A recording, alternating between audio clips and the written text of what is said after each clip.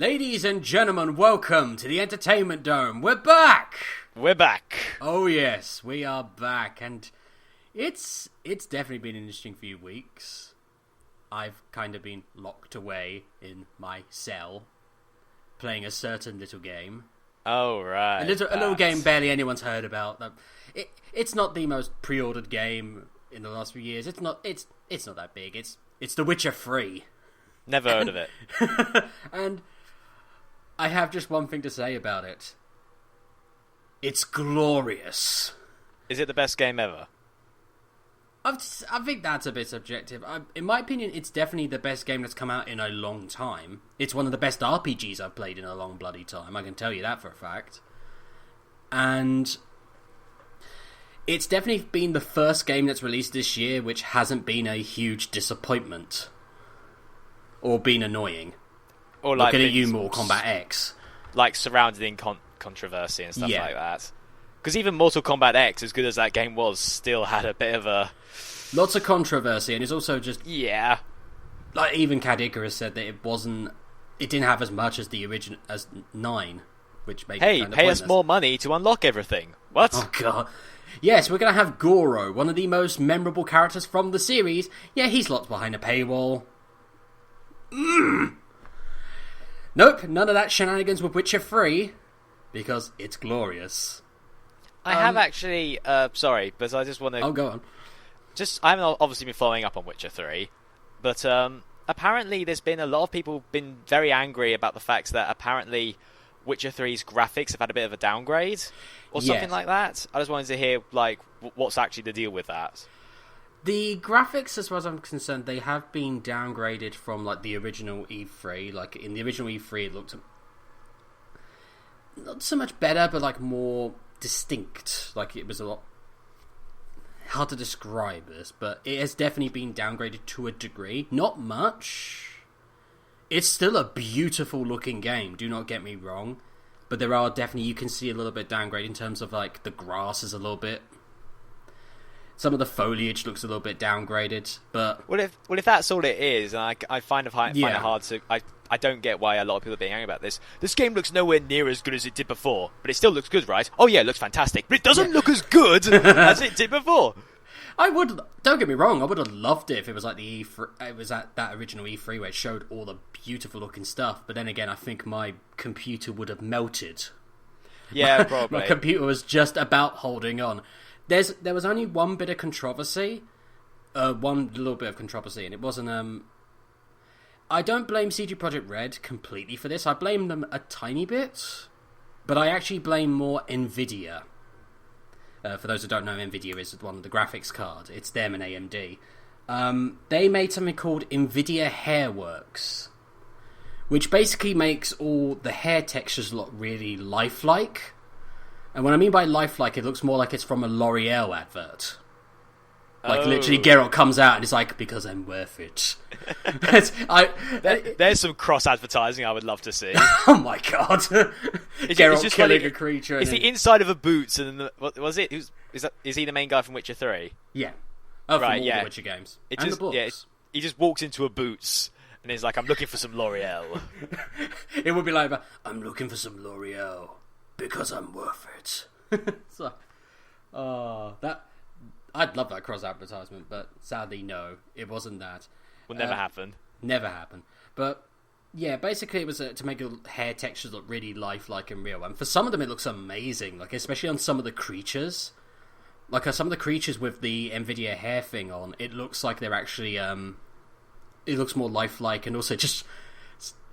It made one of them look like Ganon because of it. I was like, I like this.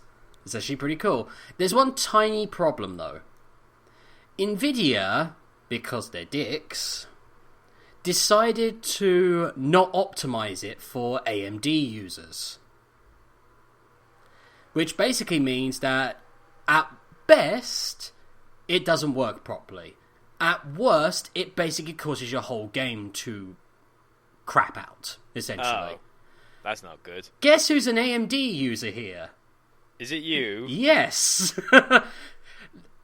When I first booted up Witcher 3, I was getting like 5 frames a second. I was like really lagging behind. And at first I was like, oh no. Don't tell me I have to turn it down to medium or low. No! But it turns out I turned off the Nvidia thing and then I can have it on Ultra. So, turns out, for AMD users, turn off the Nvidia Hairworks. It'll save you a lot of grief. Everything turns out better than expected. It's a shame that we lose that feature, though, because it is an interesting feature. It's just Nvidia decide, instead of actually being competition, they just try to actively destroy the competition. Because Nvidia digs. Well, but at the end of the day, it's not something that you can, like... I mean, I can understand why you'd be annoyed by that, but it's not as if, like, the game becomes unplayable. Oh, no. If you turned it off. It's like, oh, we just lose slightly prettier hair graphics. Yeah. No! They don't look like they're in a L'Oreal advert. The worst horror. Game ever! Throw it out! I don't know why I spent money on it. That's why I don't blame CG Projekt Red completely. Like, I do think they should have, like, came in and said, look, Nvidia, just fix it for AMD, please. But I don't blame them completely for that. Well, the game's massive enough as it is. Yes. Like, it apparently makes Skyrim look like a paddling pool. Yeah, I was going to say, from what I've heard, it's bigger than a Skyrim. So they've had like so much other stuff to do. I suppose if you think about it, hair graphics was probably somewhere at the bottom on the list of priorities. They were like, someone's like, guys, I think we should work on these hair graphics. Okay, yeah, that's great, but does the game work yet? Well, no. Let's focus on that first. Is the storyline fantastic? Yes, but we need to make it more fantastic. Well, we got more work to do than the stupid hair thing. But here's the thing, you notice I'm talking about these inconsequential things. These are the things that are the negatives. There's not many. Is it not? This is why I love it. Like, there's not many negatives I can really throw at it. There's a few, like, that fucking horse. Oh god, that horse. That horse is a nightmare. Like, you get to, like, call your horse over, especially, like, if you're on the other side of the map, he'll, like, appear and you can, like, ride him. I was on the other side of this gorge. Yeah. I was like, right, got over here because there was no way I could get over the horse, so I'll stay on this side. Right, he's on the other side of the map, I'll call him over. I called him, he appeared on the other side of the gorge. So he couldn't fucking come over. I was like, oh. You're just there like, you prick! And the horse Sorry, Wilbur. The horse is there like, no, mate. There's a big hole in the ground. I can't get to you. You're a magic horse. Get on the other side. Damn it. Just run and jump. No, it's too scary. Oh god. Yeah, it was essentially that the horse is one of those things of you definitely need, and it doesn't control badly, but it has little annoyances. Like on my keyboard, it's you have to double press shift to make it gallop. Okay. So it can get a little bit frustrating because sometimes it doesn't count one of your pressings of the shift, which means it doesn't gallop. It just gallops. Not gallops. It just moves a little bit. It's like, god damn it, move! Especially trots. It trots, and it doesn't help when you're like trying to run away from like a fucking frost giant. And it's like, run! Gallop! And it's like, no, Wilbur. You're there smacking the horse going, oh my god, there's a giant coming towards us. Hey, I'll take my time, thank you very much. Essentially. There's also one of the small wishes I have in terms of the story is that some of the characters from Witcher 2 don't make an appearance, which is a little bit of a shame. Like, some characters who were like really important in the last game, and then suddenly some are just mentioned, some aren't even seen, which is a little bit frustrating. That's kind of lame. Yeah, but again, these are small things. The last thing, and one that is definitely, I think is probably the biggest problem, is that one button controls everything in terms of, like, E is basically used for opening chest, looting creatures, talking to people.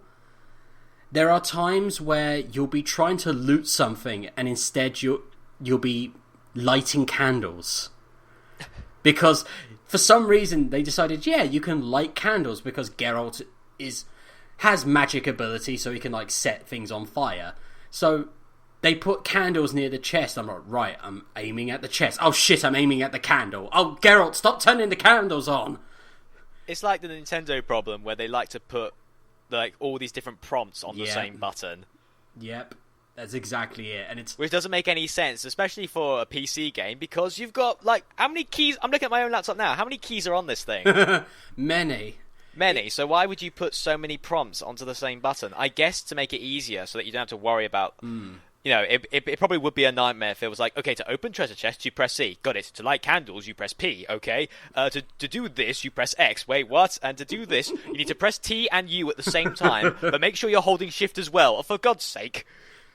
The thing is, you don't need it. It's just the candle thing isn't needed, but sometimes it can be just that annoyance, but then there's sometimes where it's like, oh, why did you do this? Sometimes there is candles on top of chests. That sounds really irritating. That is the most irritating thing. It's just like, sounds oh, come like on. There was somebody on the design team who was just a massive troll. That actually wouldn't surprise me. But, yeah. You know what would be dickish? If you opened a treasure chest and all that was there was a candle. Oh, no. I think that would actually make me laugh more than anything else. But, yeah. These are minor things, but sadly they do add up, which is a shame. That does take away from it a little bit. But well, that's the thing there. If the worst thing you can say about a game is this kind of bugs me a little bit, what does that say about the rest of the game? It says it's so good that really it doesn't matter.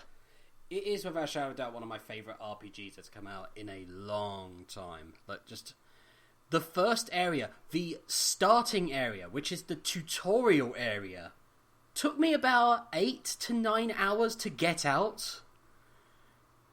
Because of the storyline, because of the side quest, because of all the stuff to find. It took about that long. The tutorial area was like 8 to 9 hours. If you did Jesus everything. Christ, even Kingdom Hearts 2's tutorial wasn't that long. Yeah. Here's the thing though, and this is what makes it better than Kingdom Hearts 2's tutorial. It was all interesting. Yeah, I was never bored. Like, every single thing about it was... The storylines were great. The side quests were interesting and actually kept you on board. Some of them were hilarious, which was really needed for this game, because the best way to describe the Witcher series, including the books and the games, is take the high fantasy of Lord of the Rings, so all of the races, all of the massive continents, all the good versatility and all this lot, take all of that, but then add in the grey areas, the dark and depressing undertones of George R. R. Martin's Song of Ice and Fire, aka the Game of Thrones series. Put them together and you have The Witcher. And it's a horrible world. Like, some of the stuff you see in this is just downright depraved. Like, I went to a place called Novigrad, which is meant to be like the free city. Like, this is where everyone's going to be safe. You go in and it turns out that they're having a bit of an inquisition. They are gathering mages and basically setting them on fire, like at the stake. Oh. And it's literally like you come in and you see two characters. One of them's from the books and one of them's from the last game, who is quite important. And both of them are being killed. And it's like, fuck! It's literally just things like that. It's just like, okay, I am in the most depressing thing. And then suddenly, Geralt cracks jokes. And it's really needed. Because it just... When you're in a world that's so dank and depressing and just depraved, you need moments of lightness and lightheartedness to break it up. Otherwise, it's just going to get boring. And that's always my argument against like the idea of writing something that's just nothing but grim and miserable and depressing. And it's all like, oh, but it's more realistic. Okay, no. No, it's not. Because it gets to the point where it gets too ridiculous. You need to have some light-hearted moments. Yeah, give the reader or the player in this case, like, you know, some semblance of hope, because otherwise they're just going to go, well, then what's the fucking point, and turn it off. Yep. But there's a moment that made me laugh. It was a horrible moment, but it's like, oh, Geralt, you bastard. There's a moment where he finds a quest, a contract to kill this creature, which is an imp.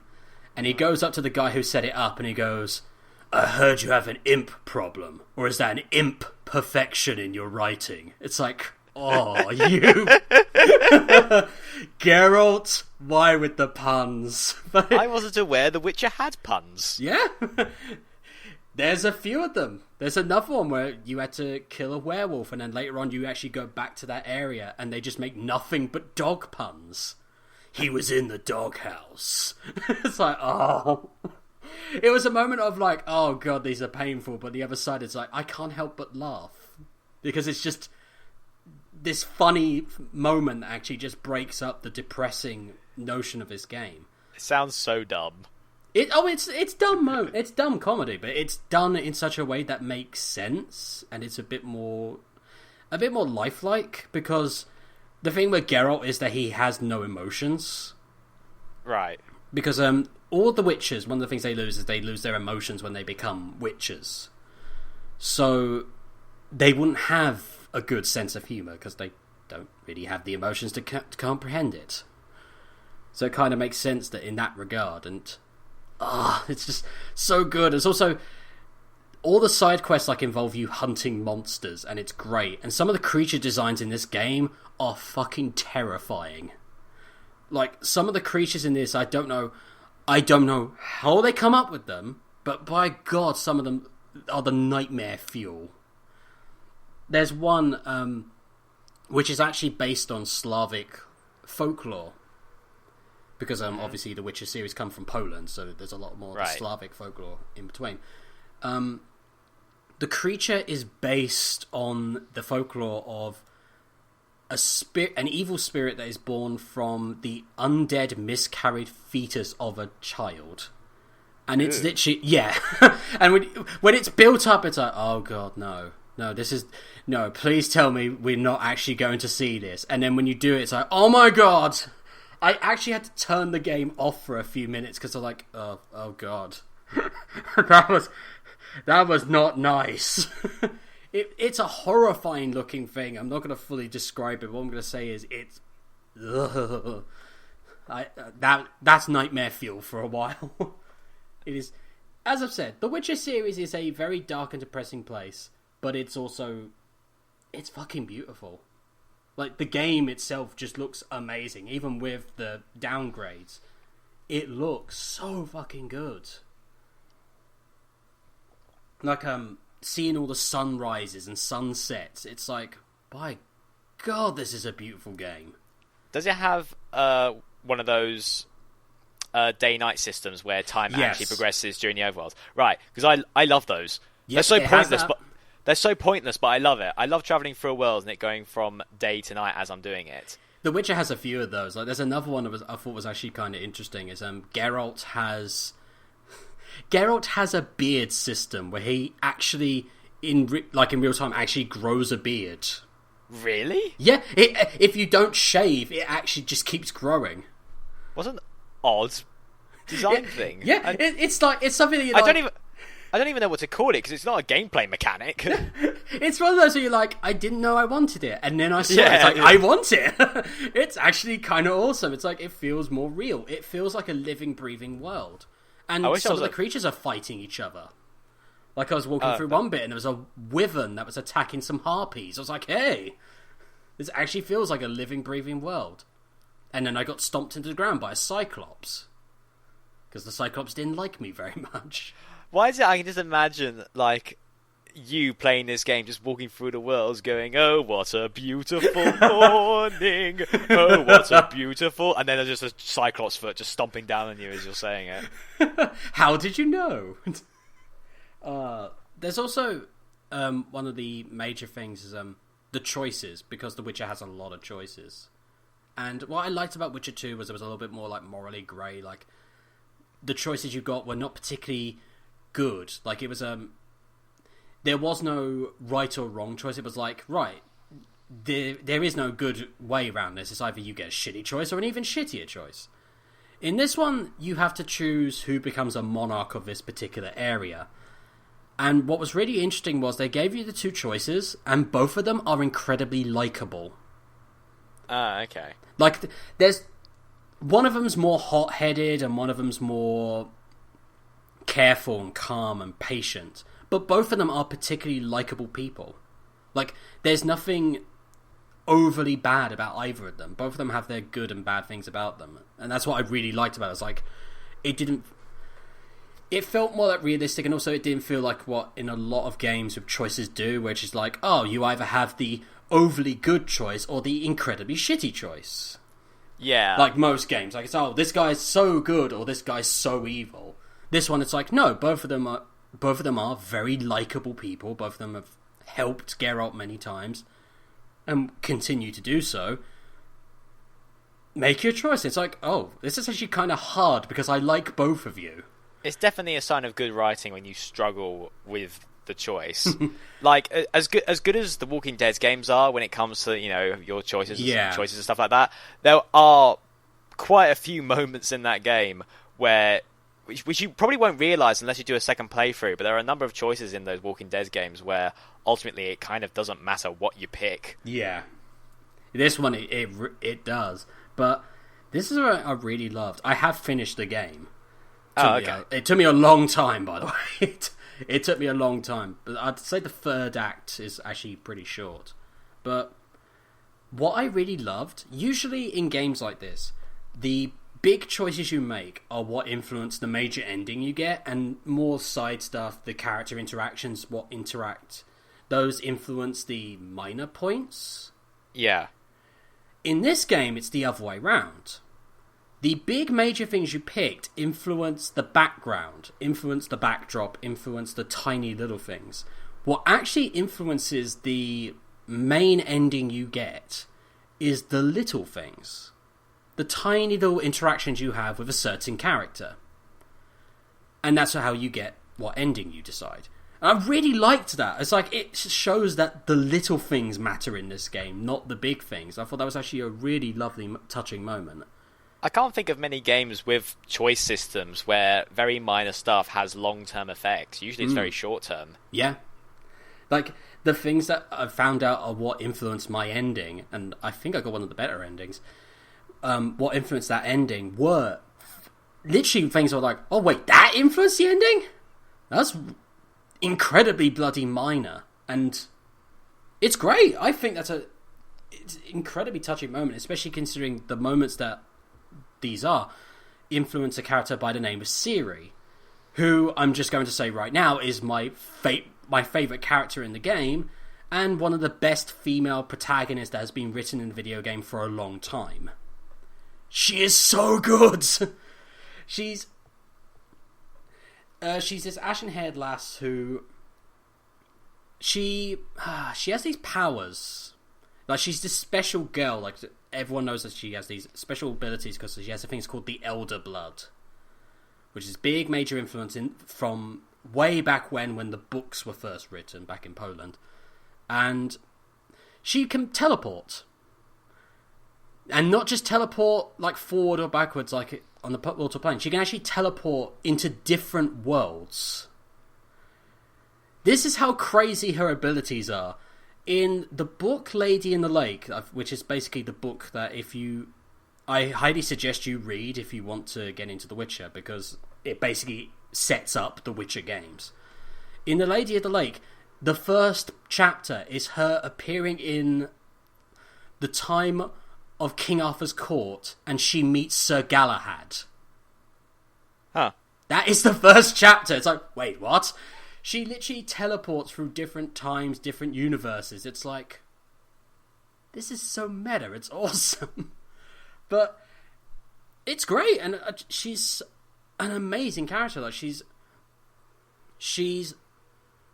her interaction with Geralt is the big major point, because you can influence it in such a way that it's either like you're trying to get her with her father, who she doesn't particularly get on with, considering he's not the nicest of people, to put it incredibly bloody mildly, or you actually do it, which is like from the books, which is that Geralt is essentially pretty much her father, and you have this like father-daughter interaction between the two, and it's actually really touching, some of the moments that come out of it.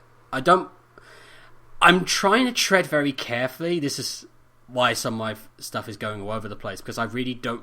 I want to tell you, but I don't want to tell you as well, because I don't want to ruin it for people, because... That's fair enough. It's one of those, I'm trying to tiptoe around.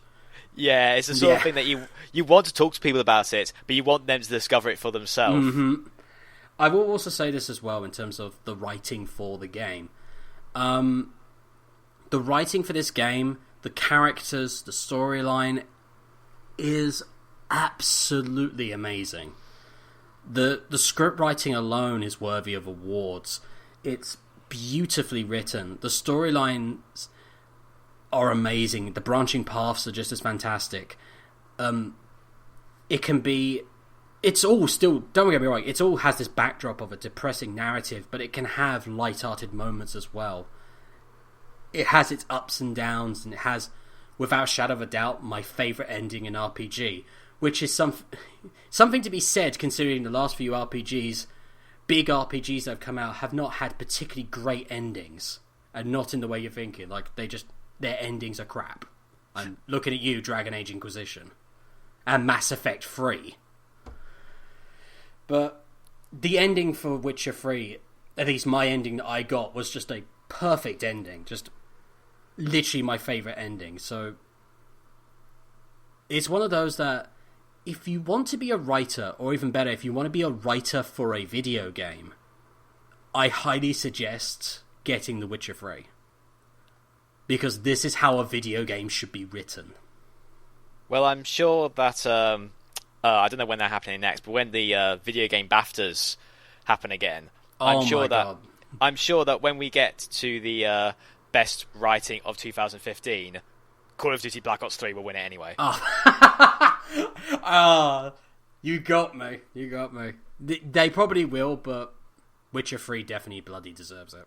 Does anyone even pay attention to the video game BAFTAs? Because I'm pretty sure... really. I'm pretty sure every gamer considers it just a load of bollocks anyway. Yeah, because they just give it to the most popular, which is pretty much like most awards, like Oscars. But there we go.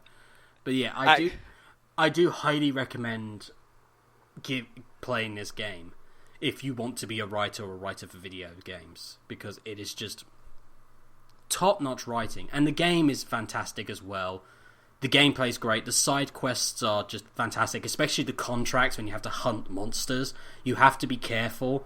It's not as difficult as Dark Souls, but it's definitely the next hardest. To be fair, there's not a lot of games that are as difficult as Dark Souls. Yeah, but it's definitely on the level. You have to be careful, you have to dodge, and you have to move, because if you don't, you're going to die. So horribly. Do you reckon then that Witcher 3 is the final Witcher game, or is a Witcher 4 pretty much on the cards at this point? They have said that this is the end of Geralt's story. And seeing as Geralt is has been the main character in the books, the games, The Witcher as we know it, yes. If they make a sequel and it has Ciri in it, I will be all down for that. I will happily play that, because more Witcher and 2 Ciri. Just give me that game. What will probably happen is that The Witcher will get bought out by EA, and then no, and then The Witcher 4 will be a slightly more updated, modernized version, and they'll get Troy Baker to play the main character of that game. Oh no! Just to clarify, that's not a slam against Troy Baker. I love the guy, but he's got so many main character roles in video games over the last few years. Like, Jesus Christ, he was Joel in The Last of Us, he was Booker in Bioshock Infinite, he was Joker the main guy in Shitty in Arkham's game. He was in Infamous Second Son. He was the dude's everywhere. Yeah. It's like, Jesus, man. His popularity shot through the roof. Oh, God, yes. Deservedly so, I might add. But... Deservedly so, because he's a fantastic voice actor. But yeah, no. They'd make it more like Dragon Age, and Witcher is not fucking Dragon Age. Like, here's how the difference is. This is how good it is compared to Dragon Age. In Dragon Age Inquisition, the main villain of that game is so fucking shit. Like, he is such a boring villain, I couldn't give two shits. And he doesn't have that much of a screen time to begin with. So he's not built up that much, and he's just boring as hell. It's always a shame when you get a boring villain, because villains are usually the best part. Yeah. And then you get The Witcher 3, where it's like the king of the wild hunt. Who, don't get me wrong, he doesn't have much screen time either. But when he's on screen, you take notice. Is he one of those villains where just mentioning his name is enough to get the character to sort of just go, oh, shit? Yeah, because the King of the Wild Hunt's been built up from the books to the games, and the main point of the games is the first two games. Geralt had amnesia, but the one thing he knew was that he had encountered the Wild Hunt. Right. So, whenever the King of the Wild Hunt's brought up, it brings up some very bad memories. And the King of the Wild Hunt is just so... Every time he's on screen and he talks, he has this lovely, just icy cold malice to him. It's perfect. It would have been... It's one of those where I would have loved to have seen more of him, but what we did get to see of him more than made up for it. Yeah. And it's also is that he's not the only villain. It's like the backdrop of it is that there's this massive war going on, and it's being led by the Emperor of the Southern Kingdoms facing against the Northern Kingdoms. And what I found hilarious was they got Charles Dance to play the Emperor. It's like, so you got Tywin Lannister from Game of Thrones to play the Emperor. Right, I know how exactly this is going to be played. He's going to be nothing but evil, but just so good. I highly recommend this game to everyone. I can't give it enough recommendations. Can I actually just quickly add? It's a very minor thing, but Wild Hunt is also the subtitle of the game, isn't it? It's The Witcher 3 Wild Hunt, right? Mm-hmm. I don't know about you, but I find that to be a sort of very underwhelming subtitle. It's a little thing, I admit, and it's not really something that you think a lot of people would complain about. But and again, I'm not even complaining about it. It's just like when I read that was the full title, because I'm like, I know The Witcher 3 or the Witcher series is a very popular video game series, and usually 3 is the finale. It's always they're always done in 3, so 3's the big one. 3's the end game, and it's just Wild Hunt. I'm like, oh. The reason why is because the main antagonistic force is called the Wild Hunt. Well, that makes sense then. Yeah, it's because they've been... if it wasn't called the Wild Hunt and it was just basically called Wild Hunt for no reason, I'd definitely agree with you. But because the Wild Hunt's been built up since the books, which came out in the 80s, the Wild Hunt are a major, major, major thing. So it makes sense that they go, yeah, this is the Wild Hunt. This is like the final chapter. This is where everything comes to a head. Yeah, that makes far more sense. Just need context. Because usually final subtitles are out of context, it makes no sense. Yeah, because usually I was expecting something like, the war of something or other, or you know what I mean? It's very generic. Nilfgaard's revenge. Yeah, something like that. Because that's essentially what's happening. It's basically... Because in the books, the Southern Kingdoms are called the Empire of Nilfgaard, which is based on like the Holy Roman Empire, so it's more Germanic in origin. And they're trying to take over the Northern Kingdoms again, because they've tried twice now, and both of them failed. Surely after the first 2 failures, you'd be like, okay, maybe we should try something else. Well, they kind of did. In the events of The Witcher 2, you find out that the Assassin of Kings, who's been killing all the Northern Kings and throwing them all into disarray, is actually being employed by Nilfgaard to prepare for another invasion, so they can actually take over without having to worry about all the kings getting in the way. The Assassin of Kings has been assassinating kings? Who knew? Who knew? Surely with a name like that, you're going to get... I'm surprised he didn't get caught. Name? Assassinator of Kings. Wait a minute. Well, I'd just like to clarify, Dave. That's not his actual name. My name's Dave. Yes. Dave Daveson. Yeah, very nice to meet you, Mr. Daveson. No, that isn't his actual name, but it's... For some reason, whenever I hear that character, because I actually kept him alive, because it turns out he's not like the main guy. Well, fuck it, let him live, because he's another Witcher, and we're already dying out enough as it is. He always sounds like Ron Perlman to me. I know it's not, but it bloody sounds like him. And he looks like someone who would be played by Ron Perlman. Big giant of a guy. Someone's assassinated the king. What does he look like? He looked a bit like Ron Perlman. Who the bloody hell is Ron Perlman? No, I love the description they give him in the game. In the game, he describes him as a mountain of meat. It's like, ugh. Such a horrible description. Yeah, it's already got an image in my head there. But yeah, The Witcher 3, highly recommend it. I recommend it to everyone. I definitely recommend it to you, Michael, to give a try. Because I know you're not a big fantasy fan. Yeah. But I honestly think that the writing and the characters would definitely override your dislike of the genre. Question: do I need to play Witchers 1 and 2 to fully enjoy 3? You don't. Okay. You definitely don't have to. Well, maybe. And it also, what helps is usually they have an import system, so you can import your saves from Witcher 2 and all that lot. But in this game, you can do that, or you can do another choice, which actually allows you to in-game answer questions. Like, it actually makes sense. This guy comes up to you and goes, I ask you questions, like he's basically finding out all what you know. Oh, okay. So in a context, it works perfectly, and it also works perfectly because it allows you to actually have your choices if you don't have a save file from Witcher 2. And it sounds like a better version of what they did when they ported Mass Effect 3 to the Wii U. Yeah. Because obviously Mass Effect 1 and 2 weren't out on the Wii U, so if you boot up the game, you're not going to have a lot of choices that you They made gave the you the first two games. comic. Yeah. It's like that, but it's in-game and it feels more realistic. Like, it feels like this makes sense, while in the comic it's just an abstract thing which you put your choices in. In The Witcher, it actually makes sense. You're actually being interrogated to a degree. Oh, sorry, yawning there. No, that's alright. But yeah, Your Witcher 3 talk bores me. I am bored. Let's just move on from this scene. Ooh. Yeah. Well, I'll tell you what, James. The day I play Witcher 3 will be the day when you finally play Xenoblade Bloody Chronicles. Here's the thing. I want to play Xenoblade Chronicles. I will get my hands on it eventually. Because I'll be honest, all this gushing you have done for Witcher 3 is the exact same gushing I do for Xenoblade Chronicles, yeah. It is my Witcher 3, that's what it is. I will definitely play Xenoblade Chronicles. It's a game I want to play.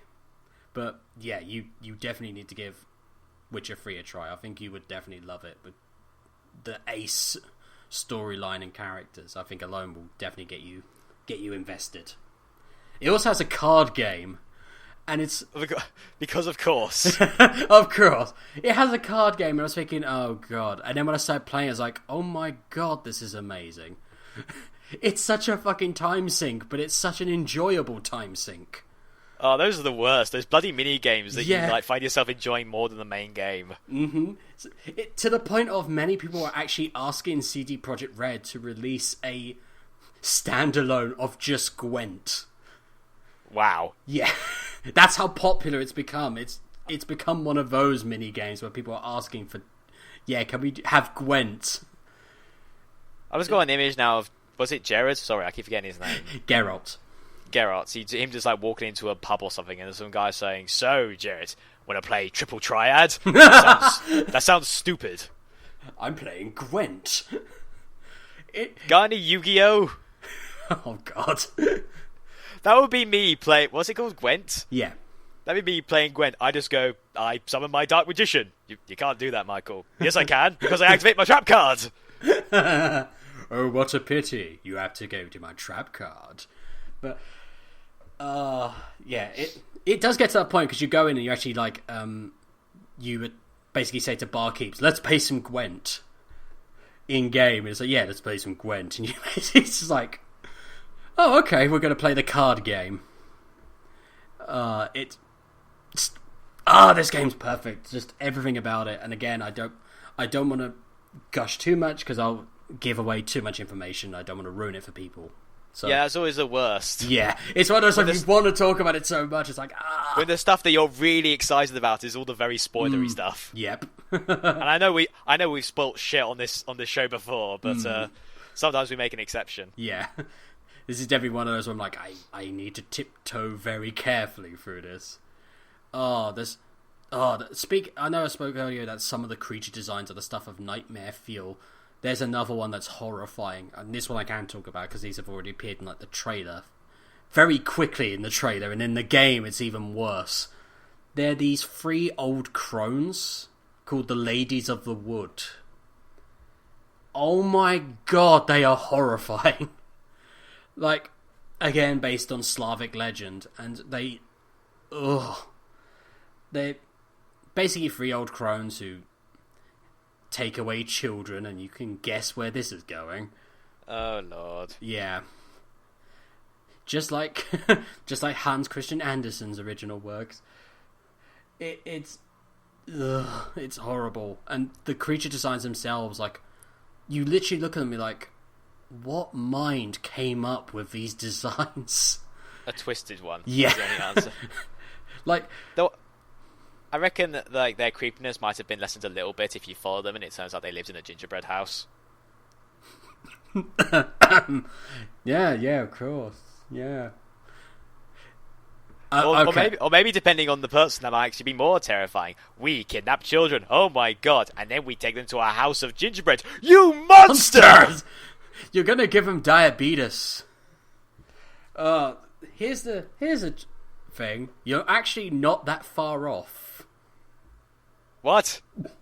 They do live in a house of gingerbread? Kinda. Here's the thing. They actually they have a thing called the Trail of Treats, which is what kids follow. Yeah, I suppose if they're trying to kidnap children, then that makes sense.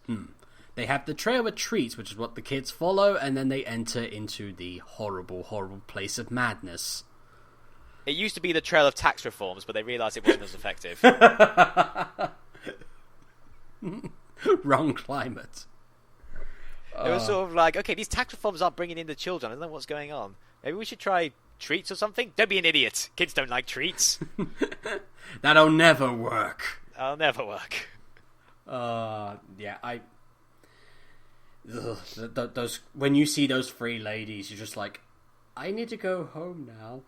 Oh wait, I am home. They are horrible, twisted creatures and just depraved and horrible looking. I love it. I'm not a fan of the horror genre, but I always do appreciate it when a video game does make me kind of shit myself. And here's the thing, it's not even a horror game. Yeah, that's the thing, that I prefer horror bits in games that aren't explicitly horror games. Like I was playing Persona Q recently, and the third dungeon in that is like in an abandoned school. And then as you go deeper and deeper into the dungeon, it becomes an abandoned hospital.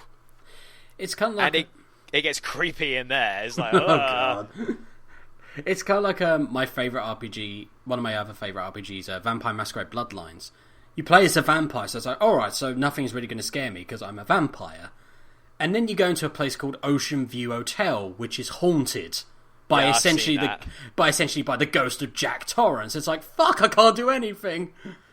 And that's how that makes that scary, is that you're in a situation where your powers mean bloody nothing.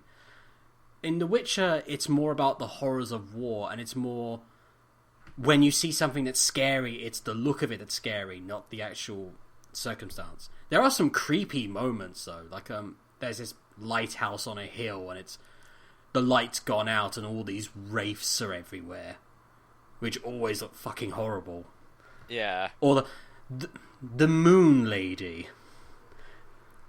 The Moon Lady... the Moon Wraith, which takes on the appearance of a bride...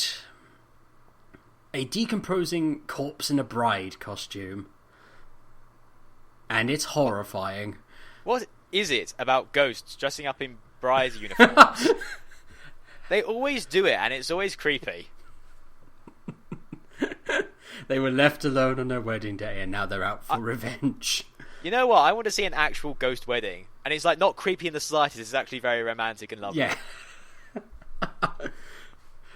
I'd love that. That's completely out of character. It's like, oh, this is meant to be creepy. Nope, we're having this completely normal. You mortals. That's something I want to see more of. Creepy ass looking ghosts who are perfectly friendly. Yeah. Like, they look terrifying, they're decomposing, but like they're the friendliest people you could ever meet in the whole game. Wasn't that the Corpse Bride? I've not seen the Corpse Bride. No. I probably should. It does look kind of interesting from a concept standpoint. It's Tim Burton being more Tim Burton. Yeah, you don't even need to say directed by Tim Burton to sort of know it's directed by Tim Burton. You just need to look at it and go, yeah. Is it going to be a good Tim Burton movie or the same Tim Burton movies he's been making for a while now? That's my question. There's a scary sentence. Directed by Tim Burton. Well, that's not so scary. The Tim Burton that made the Planet of the Apes remake and Alice in Wonderland. Oh, God, no! Oh, thank God you remember that. Because this is the thing, that back when I was at uni and I kept saying, look, Tim Burton isn't like the golden child you keep saying. And they're like, oh, yes, he is. He's the best director. I went, he made Planet of the Apes, the remake. And they went, what movie is that? I'm like, ugh! You... Come on! He made more than Nightmare Before Christmas. But... And now he's making Dumbo. Fucking hell. I fucking give up. I genuinely fucking give up. We just leave, we just stop right here. Well, bye all, we're just going to go kill ourselves. I'm going to find a mouse and say, you deserve better. Yeah, that's Witcher 3. Not the Dumbo bit, the rest of it. That's Witcher 3. What a weird-ass cameo that would have been. Fucking Dumbo appearing. Well, there is a load of... Oh, there's one... This is one that you actually like. There's a Doctor Who reference. What? There's a Weeping Angels reference. Ooh. And they do it so well. Like, there's a bit where there's a graveyard. I think it's in the tutorial area, actually. Or if it's not that, it's the first area. You go into this graveyard, and there's a little building in the middle, and flanking it is 2 angel statues. You go inside the little building, and then you hear... something like that. You go outside, and the 2 angel statues are outside, like properly outside. And all Geralt does is go, strange. It's like, you're a goddamn witch hunter. God, that would fuck me up if I was playing that. You're a goddamn hunter, Geralt. You should be doing more than strange. That's always the worst, isn't it? When a character that has like encountered various strange goings on and all manner of magical beings goes, it's like, well, that's strange. Or, I'm sure it's nothing. It's like, that's peculiar. Or it's when characters in fantasy settings or sci-fi settings go, but that's impossible. It's like, you live in a world where people have magic. Are you really saying that that's impossible?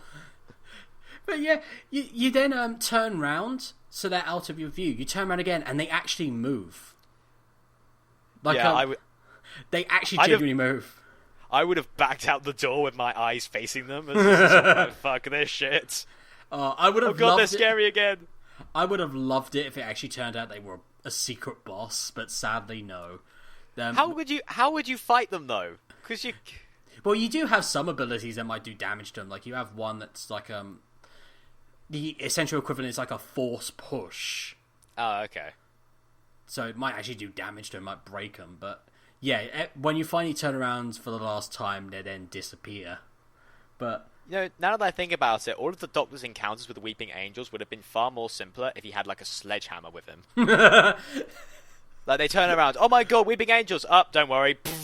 Boom, boom, there, boom. they're dead. Because let's face it, the Weeping Angels were scary once. Then they kept coming back, and it was like, oh. It wasn't so much they kept coming back. It was just the fact is that the stories that were written for them were shit after a while. Blink was amazing, and then after that was like, oh, you're not writing them very well anymore. Okay.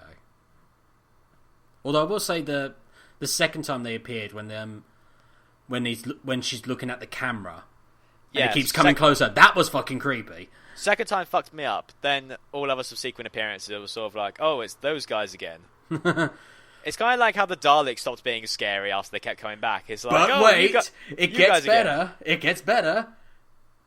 Secretly, the Statue of Liberty is a weeping angel.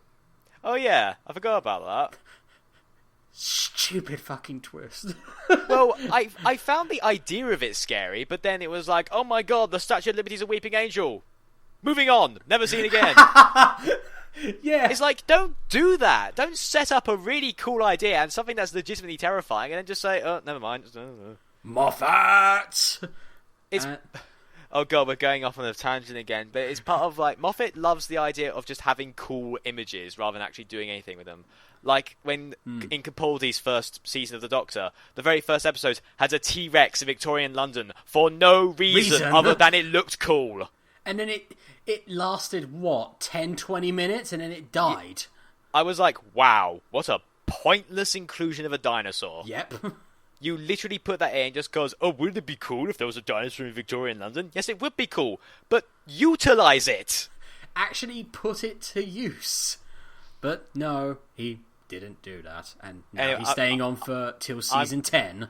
I'm just going to rein us in real quick because we'll be stuck here forever Yeah. going off. We spent enough episodes going on about how Moffat's rubbish. But, yeah.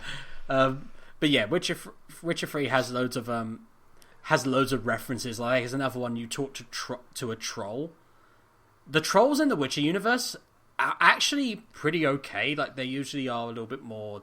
You can reason with them. So they're not actual creatures you usually have to kill. And one of them you talk to actually keeps going trollolololol. Oh, for God's sake. It's like, oh God, really? Oh, let me guess. Is there like another scene where you go into the pub and there's a cat in the corner playing a keyboard? Sadly, no. There's also not a Rick Astley lookalike either. That was some bulky guy going, I skipped leg day.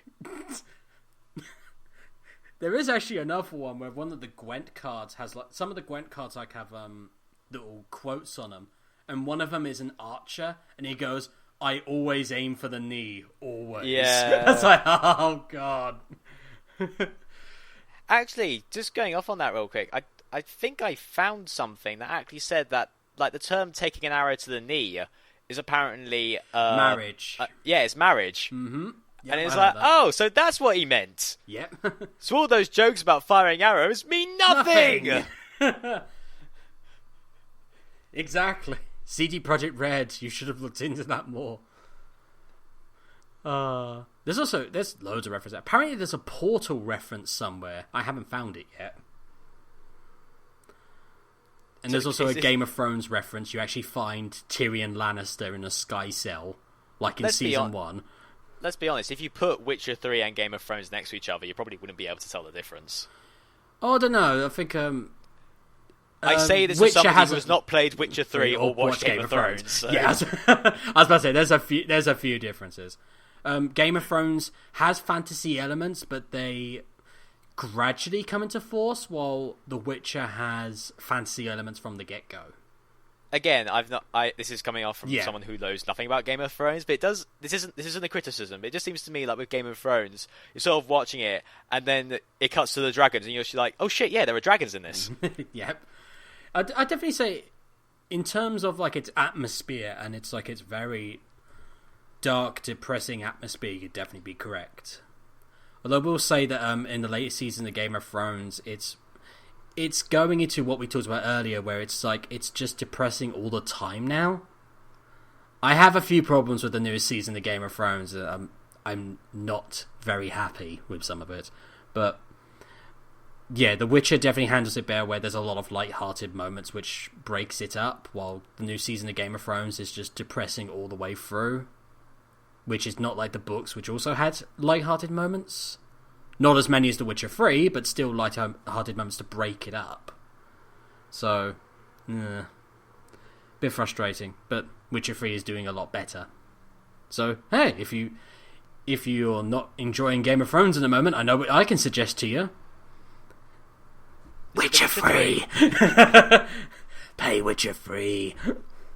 They're going to be listening to this going, I don't know about you, but I think James really likes The Witcher 3. I don't know why, I just get the feeling he does. I think it's just everything about it just makes me happy. Like, just, I love the characters, I love the light-hearted moments with the dark moments as well. I love the creature contracts, like going after creatures. Some of them are just so creative, and the combat's brilliant.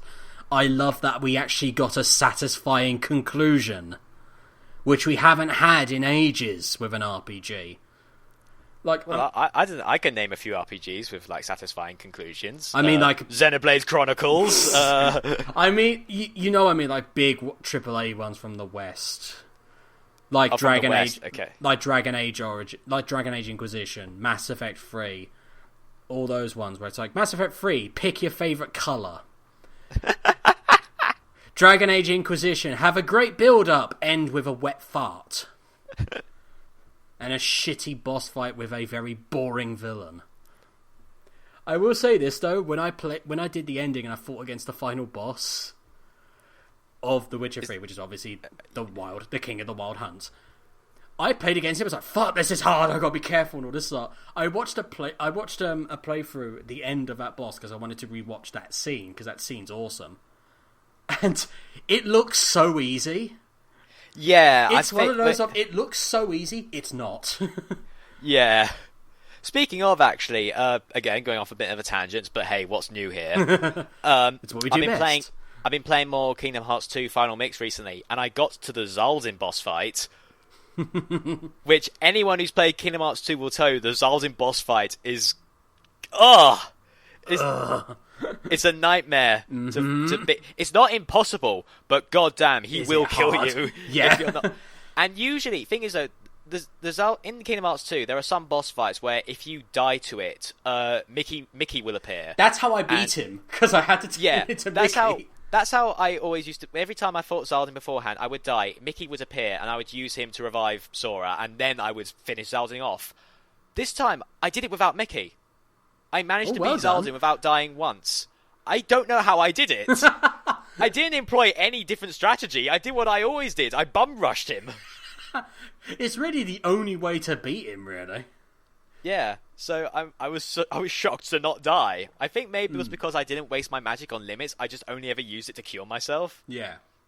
But yeah, no, Zaldin boss fight is bullshit. But it's kind of like who's the guy with the guitar?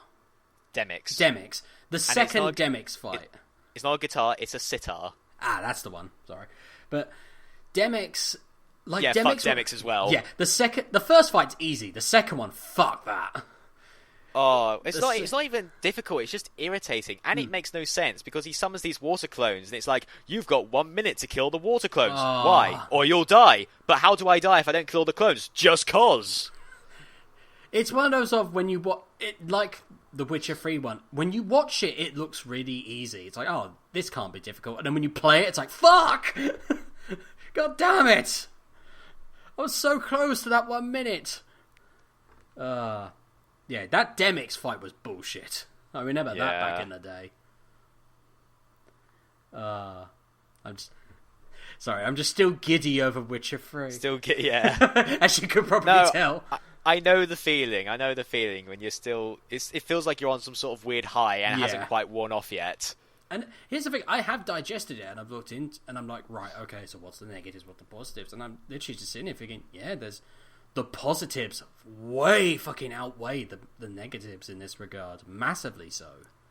Yeah, no, again, it's the exact same with me in Xenoblade. I can't find much fault with it outside of some side quests are a bit annoying. I will definitely play Xenoblade Chronicles, even if I have to get the not so great looking 3DS one. Don't get the 3DS version, I beg of you. I know. It needs to be played on a big TV. I don't think it translates well to a handheld. I know, but I can't find a cheap one. I am still looking for one, but... At some point when I've got a week off work, I will come to your house, bring Xenoblade and my Wii with me, and just make you play it. Oh, you don't need to bring your Wii, just bring the game. I've still got my Wii and Wii U. Okay, yeah, I'll bring the game and just whack you on the head with a box. Play it! Play the damn game! And then you'll play it, and I'll go, well, and you'll go, it was alright. No, I think from what you told me about it, I think I'll definitely enjoy it. I think I'll still be riding my high on The Witcher 3, but I think I'll definitely enjoy it. I'll be like, oh yeah, that was great, but Witcher 3 is better. And I'll be like, and then you'll be like, right, I'm going to play Witcher 3. Play Witcher 3. It was great! Xenoblade's better. Blade's better. On Civil War. No, but yeah, it's... I definitely want to play Xenoblade. I need to play it one day, but... Speaking of, actually, it's been a while since we last spoke, obviously, but in that time I've been... I got all the trophies in Smash Brothers for Wii U. Oh, nice. I'm super pleased with. But one thing that really pisses me off with those trophies is that the Xenoblade trophies spoil so much of the story. I am not kidding. They give away so damn much. And I'm like, Jesus. Oh, no. I mean, you won't give away who Midna is. You won't give away who the King of Red Lions is. Oh, but you'll gladly give away who these guys are. Oh, I hate that. That's not fair. So yeah, don't read the trophy descriptions on the Xenoblade trophies, because... Oh, that's harsh. It's so pretty harsh. And I'm just sort of there like, why? Why would you do that? Oh, that... At least they didn't have a trophy of the final boss, because then that would have really pissed me off. Oh, God, no. I'll stay far away from spoilers in that case. Yeah. Because I don't want this spoiled, especially a good RPG like that. I don't want it spoiled. I purposely kept myself away for a little bit to the build up to Witcher 3 because apparently it got leaked. Some of the stuff got leaked. Oh yeah, it did. Some, like the endings or the stuff. I was like, right, not looking. I'm not looking anywhere. I don't want this spoiled for me. I used to be really bad when I was younger. Like I just always looked up for spoilers. I would tell myself, okay, I'm not going to look up anything about this game, and then I would just watch every cutscene. Yeah. And I'm like, well, that was dumb of me. So a lot of it sadly does ruin it, but sometimes you see a cutscene where it's like, oh my god, this looks awesome. I can't wait to play this in game, and when you play it, it's even better. Yeah. But yeah, I definitely know what you mean.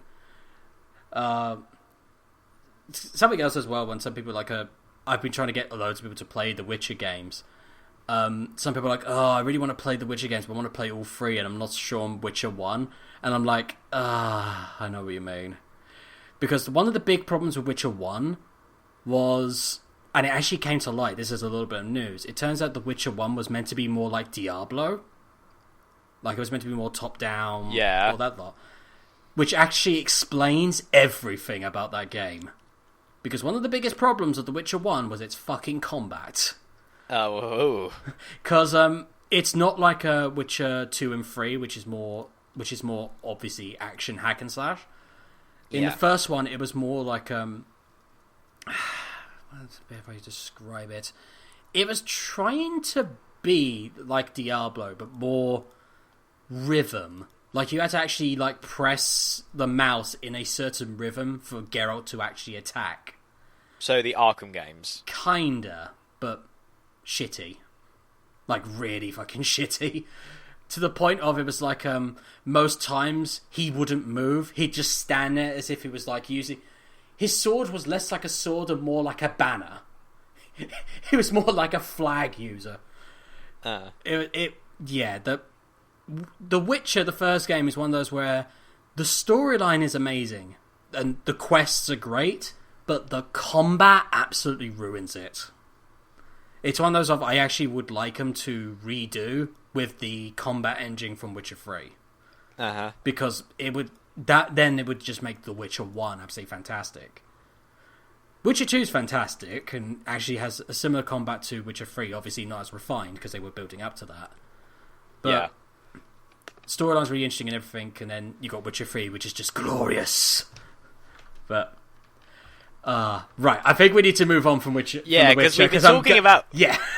Well, you've been talking about Witcher 3, for like an hour. I've been gushing enough. All I'll say is I'm tiptoeing on purpose because I don't want to ruin stuff. Highly recommend it to everyone. Highly recommend it to you, Michael. And also that Ciri is one of my favourite female protagonists in a long time because of how well she's written and just how amazing she is. Right, next thing.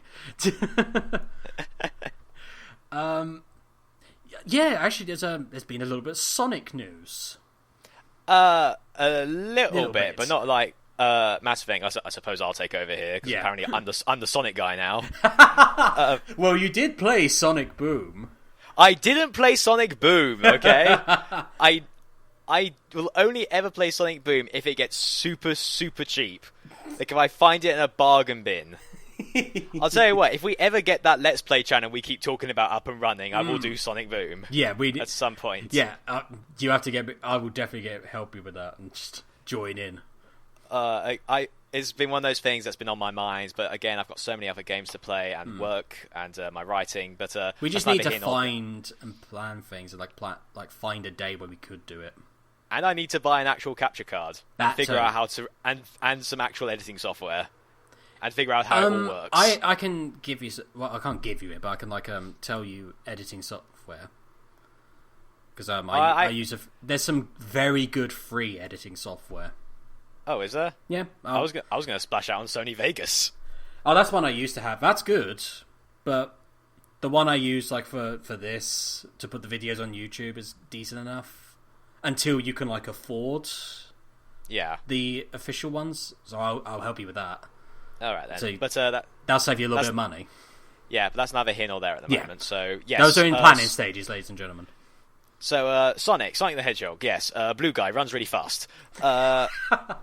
There's been a rumor going around that the next Sonic game that will come out is called Sonic Mach 2, which confuses me because we never had a Sonic Mach 1. So is it some obscure game that no one's heard of? And they're like, wait, right, we need to make up for Sonic Boom.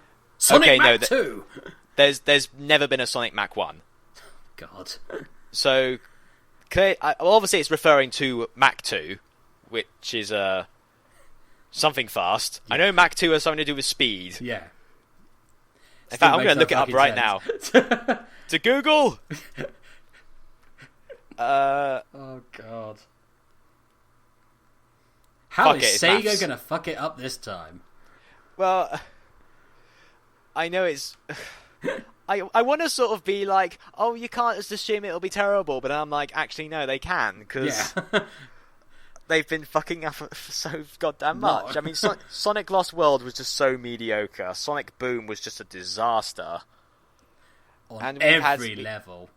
And we've not, aside from Sonic Runners on mobiles, which from what I've heard is actually pretty good, we haven't really had much Sonic stuff since Boom. Yeah. And that was back in the autumn of last year.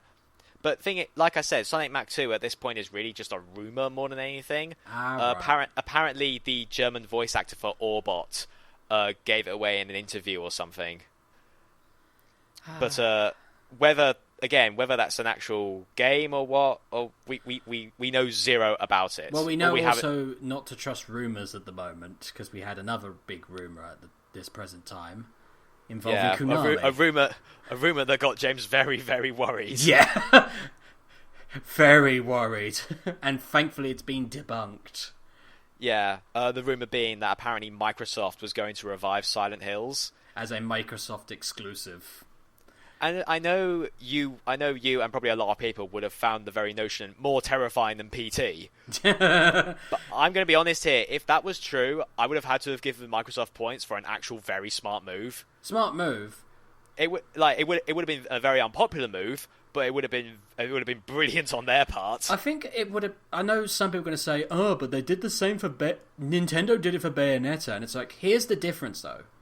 Bayonetta 2 was not even being planned. They just wanted to make it. And then Nintendo said, you can do it. You'll make an exclusive for us, but we'll help you make it.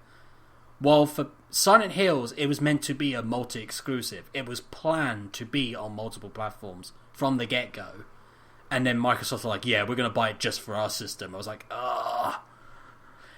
Plus, would Microsoft have had Kojima and Guillermo del Toro involved at all? Probably not, no. And also... It probably would have... No, go on. I was just going to say, it probably would have been a shell of what it was meant to be. Yeah. It also doesn't help that they also have the same problem with the Tomb Raider game. Remember way back when? Oh, Christ. Yeah, when they decided to basically buy out and screw Crystal Dynamics still, because I still think that was a dickish move. And then... You know that they got so fucking ridiculed for that, because then they're not long after, and oh no, it's a timed exclusive.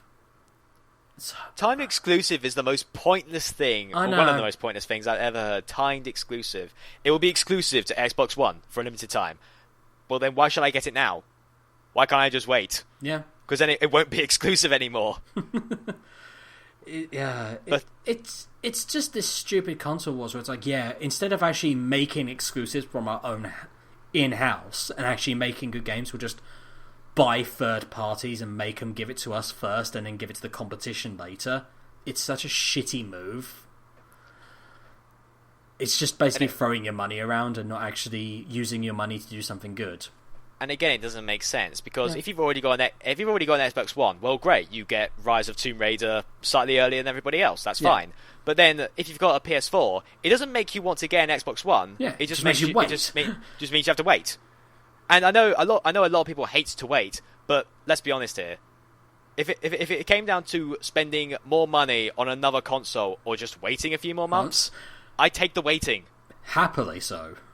Also, I don't want to own an Xbox because I don't like Xbox. Same. Especially now, considering neither really have big benefits. I'd say the two things that have the biggest benefits at the moment are the PC and Nintendo, the Wii U. The Xbox One has nothing that I want for it, and if it does, I can easily get it on the PS4. PS4 has a couple things I'd like, but not much. I'll give the PS4 credit. Like when it first was first revealed, I was like, I'm probably not going to get this for another few years, at least not until Kingdom Hearts 3 comes out. But since then, there've been loads of games that have come out that I really want for it, and I'm like, shit, I might actually have to get it sooner than I thought. Because, like, goddamn, we've got Final Fantasy Type 0 HD. I really like the look of that. I say this as somebody who isn't all that interested in Final Fantasy 15. I know there's some weird, fucked up logic there. I definitely see what you mean, but I will say Type 0 definitely does look good, and from what I've been hearing, it was definitely fantastic. I may get 15, I don't know yet. But there's that. I still want to get Arkham Knight, despite the bullshit surrounding its season pass and stuff like that. I know. You know what's really sad? I've been looking forward to Arkham Knight so much, and then when that bullshit with the season pass came out, I was like, well, this is killing me. This is killing my enjoyment. Yeah, I remember when it first got announced and they were like, oh, pre-order now and you'll get Harley Quinn as a playable character. I was kind of like, oh, that's bad. I wouldn't have minded that, but now I'm not going to get it. And then they said, and now here's all this other stuff you can get if you pre-order the game. And I'm like, okay, no, fuck off. Yeah. I'm not supporting this. I'll just wait. But, Warner Brothers. So Arkham Knight is going to be a fantastic game, no doubt. It's just a shame it's been staged. Mired in this stupidity. In all this bullshit. Yeah. But, what else is there for the PS? Oh yeah, Persona 5, obviously. Yeah. I desperately... And even though that's also coming out on the PS3, I'm sort of like... It's so weird, because it'll be the exact same game. The Persona 5 on the PS3 will be the exact same as Persona 4 on the PS4. But I would rather have it on the PS4 just for the slight updated graphical quality. Which is so dumb. I'm sort of like, oh, no, wait, it will look prettier on the PS4. I want that. It will look prettier, but I was also just laughing that you said, oh, it's going to be the same as Persona 4. Oh, really? Well, no, it will be similar to Persona 4, obviously, because they're both in the Persona series, but... It'd be the same game, just a different it turns out it's exactly the same game. To be fair, that wouldn't surprise me, considering how much Atlus have been, for lack of a better term, whoring out Persona 4. I'm surprised they haven't released Persona 4 on the PS4. Considering Square...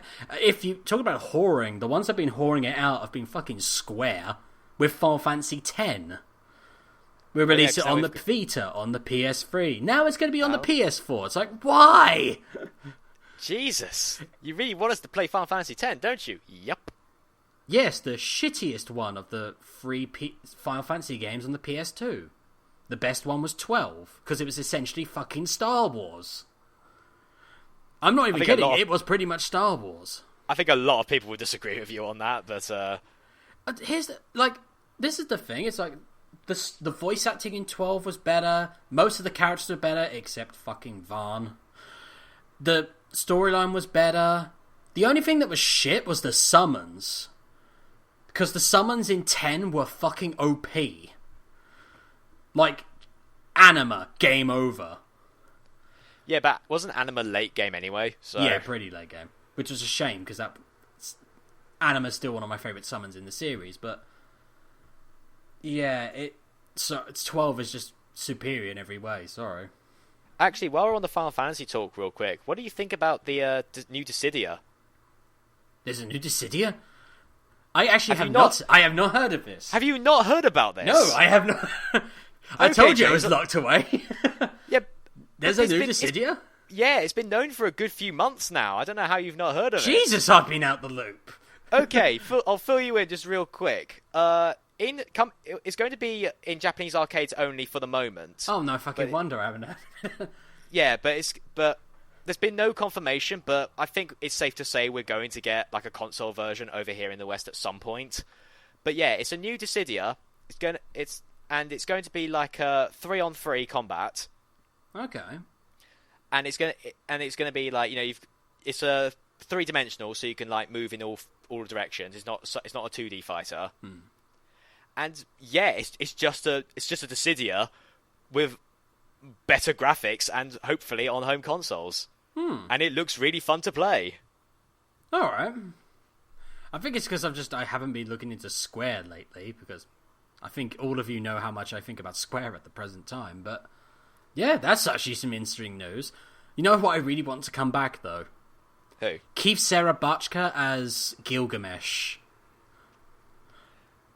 Well, at the moment, Gilgamesh has not yet been confirmed to be playable. Oh, but he better be. Because that was the best thing about Dissidia 2.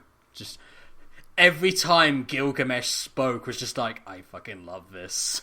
Because he just kept making funny comments, like when he sees Sephiroth, he goes, I want it! Give me the sword! Yeah, that's good. I was like, oh. It also helps that Keith Sarabachka is a excellent voice actor. Just everything he does is always awesome. I think in Final Fantasy 13-2, when Gilgamesh appeared in that, he was voiced by John DiMaggio, who's a Bender in Futurama. That won't surprise me. He has done a lot of voice acting for video games. Yeah. He was in Vampire Masquerade. Oh yeah, he was, weren't he? Yeah, he was Smiling Jack. Which was awesome. Have you seen the review Linkara did for Vampire Masquerade? I did watch that. Oh, yeah. He pretty much hit the nail on the head. It was so good. Although I will say this, he should have played as a Malkavian. Because the Malkavians are... I know we're going off topic a little bit, but... Yeah, it's what we do. It's what we do. But Malkavians are basically absolutely insane. To the point of they are... The player character especially is basically like schizophrenic as all hell. Right. So he can't even talk straight. He just basically... Is this the daughter of Janus I see before me? It's just absolutely off the wall insane. To the point of he has an argument with a stop sign. Yes. Okay, I want to see that. Just someone looking at a stop sign. You can't tell me what to do! That is essentially what he says. He goes, no, you stop! You have made a grave enemy, stop sign! I'm just reminded of that one episode of Simpsons, and there's a scene where Mr. Burns goes up to a vending machine and goes, yes, I'll have some toffee, please. Oh, but don't wrap it up too tightly. I'm hungry now. You've just made a powerful enemy, my friend. He also has a talk with his TV. There's a moment where the TV newscaster actually talks to the character. It's like, wow, that scene's actually kind of creepy, just how it's done. It's like, I recommend, Michael, you look on YouTube and look for the Vampire Masquerade Malkavian stop sign. It's only a small scene, like it's a very short scene, but it's just fucking hilarious and very good writing as well. Also, that fucking ocean view house, Jesus Christ. Still one of my favourite areas in a game ever. And just makes you terrified for all the right reasons. Why would you draw that? But yeah, I think we talked enough about Sonic because there's not really that much else to talk about. It's like what it always like bothers me when you have like people interview or like when people are asked like, oh, what do you think about this rumor? I don't fucking know, do I? It's a rumor. What can I say about it? And there's every chance it'll probably be debunked soon enough.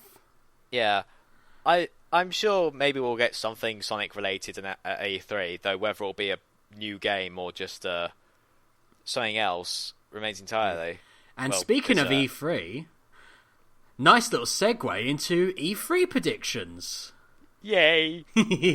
Because E3 is fast approaching. It is coming in a few weeks. I cannot wait. Oh. Well, I cannot wait for Nintendo's, but hopefully there will be other cool stuff revealed as well. Well, First prediction I definitely want to see, and I hope they do finally reveal it at E3.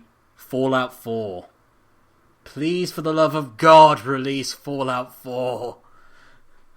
It's gone to that point where, you know, when we talked about ages ago that Konami, when they cancelled Silent Hills, on their Twitter they got nothing but, why have you cancelled Silent Hills, bring back Silent Hills, all this lot. It's a similar thing to Bethesda with Fallout 4. All they've been getting is, release Fallout 4, release... Where's Fallout 4? Yeah, it has gotten to that point where it's like, if they do not even if it's just like a small trailer, if they say, oh yeah, no Fallout 4, there are going to be riots in the streets. It is a problem when a game gets to the point where, like, Kingdom Hearts 3 was like this for the longest time, you know, every year. Is there anything else about Kingdom Hearts 3? Nope. And even when they did announce it, we've still got bugger all. Yeah, we still don't know what's happening.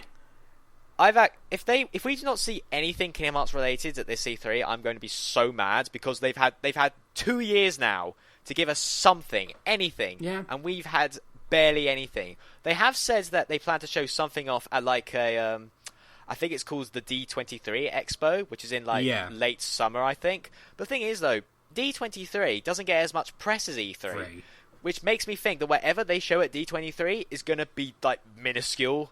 Mm-hmm. Behind closed doors, no one else gets to see it. Something, maybe, yeah. And it's just like, do you really not have anything? And if you don't, what the fuck have you been doing? What have you been doing the last few weeks and years? And exactly. Months? What's happening? It doesn't even need, I don't even need gameplay. Just a trailer. Give me a story trailer. Just something. Oh god, I know this won't happen, but I just thought the horrible thing ever. Kingdom Hearts 3 is going through a massive overhaul. We're replacing Sora with lightning. No.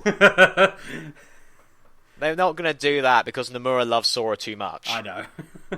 That's the only saving grace. That's the only... Yeah, the fact that... Someone would actually say no to having lightning in their game. Well, the thing is, though, Nomura created lightning as well, so... Oh, God. And I said it before. Too soon. So it's not a case of somebody saying no. It's a case of him saying, "Well, I love Sora too much as well." Yeah. So I'd rather have Sora in it. To be fair, like the last few games, I've been really going off Sora as a protagonist. Like he was fine in Kingdom Hearts 1, he was fine in Kingdom Hearts 2, but then we didn't see him as a main character for like 3 games. Cause I'm not counting Recoded because that wasn't Sora, that was Data Sora. Yeah. And then we got to Dream Drop Distance, where he was just a fucking idiot. Oh god, that fucking game. And it ironically made Riku a far better protagonist. I'm like, yeah, it's like, it's weird how it happened. In Kingdom Hearts 1, I hated Riku, and then in Kingdom Hearts 3D, I'm like, oh shit, I actually really like Riku. It also doesn't help that Dream Drop Distance had that annoying fucking mechanic. Yeah, the drop mechanic. Oh god. Like, it was an interesting idea, but fuck me, was that employed badly. Alright, I'm about to beat the boss. No, gotta swap to the other character now. Wait, what? Swap back. Oh, the boss is at full health again. Well, god damn it! Well, it's your own fault for not filling up the drop gate. Fuck you! Oh, I hated that fucking mechanic. It was so fucking stupid. I could go on for ages about why Dream Drop Distance was a terrible game, but again, we don't want to be here all day. Yeah. Back to the E3 predictions. If we're not going to get Kingdom Hearts 3, well, this is for me personally. I don't know about you, James. I want another Project Cross Zone 2 trailer. It probably won't happen, but I want one so badly because I want that game. Oh, yeah. I want it so much. I would like that. I also want, I know they just released another trailer for it. Persona X Fire Emblem. I want another trailer for that. You mean Shin Megami Tensei Cross Fire Emblem? That too. That too. But though it might as well be Persona. Yeah, essentially. But yeah, no, I want more Shin Megami Tensei Cross Fire Emblem because before we actually got a trailer for it, I couldn't give a toss about the game. And then I saw the trailer and I was like, and you're like, shit, that looks really good. Oh my god, this trailer's awesome. I mean, yeah, it's so Japanese, and oh my god, it couldn't be more anime if it tried. But god damn, I am invested in this now. It looks so good. I want more of that. Speaking of Nintendo, I definitely want. I would love to see something Star Fox related. We're bound to get something Star Fox. Because if they're not going to show anything Legend of Zelda, it has to be Star Fox. Yeah, I think we will get something Legend of Zelda related. Oh, I don't think... No, Nintendo has said that they've got nothing to show for the new Legend of Zelda. So, if we're going to get anything Zelda-related, it'll probably be like... What we've already seen, maybe? Yeah, probably. Yeah. Or like an update. Or like Satoru Iwata will just come out... Actually, no, he's not going to be at E3. Oh. No, Reggie coming out and saying, we are working very hard on Legend of Zelda. And that'll be it. Yeah. If that's the case, then definitely Star Fox. Because you know what I miss in video games? Actually playing as a fucking starship. Controlling a starship and actually going through space. I miss that. Sure, what I miss? Star Fox. Yeah. Star Fox and Rogue Squadron and Rogue Leader. And we're not going to get another Rogue Squadron for a long time, I think, so this will have to do. Here's the thing, I want them to... Because they're putting all the LucasArts games on goodoldgames.com. Yeah. I want them to put Rogue Leader, the second Rogue Squadron game, on GOG. I know it'd be hard because it wasn't released on PC, it was only released on GameCube. But if there's one that can find a way, it would be GOG. Also, Square has been releasing games that weren't originally on PC either, and they still keep doing it. So if they can do it, I think they can do it. Also, Rogue Leader was awesome. Playing as an X-Wing in that game was so much fun. It also was my first ever GameCube game, so there's that as well. Nostalgia. Probably will see some. I know you're not looking forward to it, but we'll probably see some Star Wars Battlefront at E3. Fucking hell! There is so many things that's wrong with Battlefront. So many things. Yes, there's no space combat. Okay. There's only several maps compared to Battlefront 2. Okay. There's not much of a campaign. Okay. What's in the game? You can play as different classes. Oh no, that's also been cut. Basically, it's getting to the point that Battlefront 2 has more content in it than the game that's coming out this year. It's taken stuff out, but not put anything in to sort of fill in the gaps. You know what it's actually turning into? Someone said... I can't remember who said this. I don't know if it was Jim Sterling or not. But it's basically turning into... It's basically turning into Battlefield Star Wars Edition. Yeah, more or less. And you know what's even sadder? There is a mod for Call of Duty that is essentially Star Wars, and that has more content than the Battlefront game. It's like, oh, come on! It's so... I'm... Like, this is the thing, when they first announced Battlefront, I was like, yes, this is going to be awesome! Oh, wait. And now they're showing this, and I'm like, I am not looking forward to this. You're like looking at it going, oh my god, what did they do to you, Battlefront? Especially when Battlefront 3 was being made before LucasArts shut down and they got cancelled. They actually showed some footage and it was them in space. Because, hello, Star Wars! But, you took out the star, now you're going to take out the wars. Pretty much. We don't even have classes, like in Battlefront 1 and 2, there was loads of classes you could choose from. Each one have its own dynamics, different weapons, all this sort. Oh no, in this one it's basically like modern shooters. You basically just pick what weapons you get.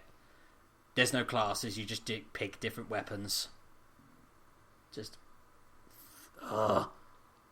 Fuck it. And you know what's going to happen. You know what's going to happen. They're going to say, oh, by the way, we are actually going to release a... You can go into the stars, you have star maps, for £10. It'll be a pre-order bonus. No, it won't be a pre-order bonus. They've already shown what you get for pre-orders. Oh, yeah. It will be DLC. It'll be DLC down the line. Yeah. I guarantee it. Because they're money-grubbing dicks. But, yeah. Battlefront... As far as I'm concerned, I have no interest anymore, which depresses me because I fucking love Star Wars to death. And I love Battlefront, which, you know what? Gonna say it. You want to actually have a good Battlefront experience? Do yourself a favour and buy Battlefront 2 on PC. Hell of a lot fucking cheaper. And it actually has shit tons of content. Enjoy.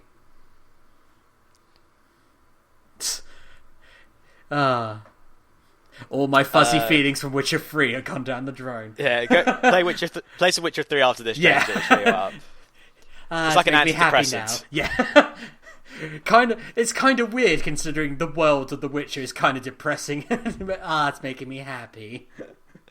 What else can we expect to see at E3? See, I'm really just thinking of Nintendo stuff because that's all they've really got that interests me.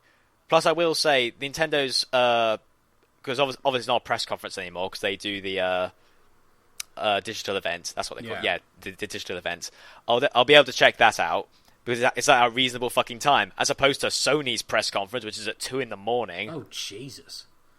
Yeah, I'm like, fuck that shit. But I reckon, I could be wrong, but just judging from the way it's been going out, I think we'll see one more DLC character at least be confirmed for Smash. Maybe. That'd be kind of interesting.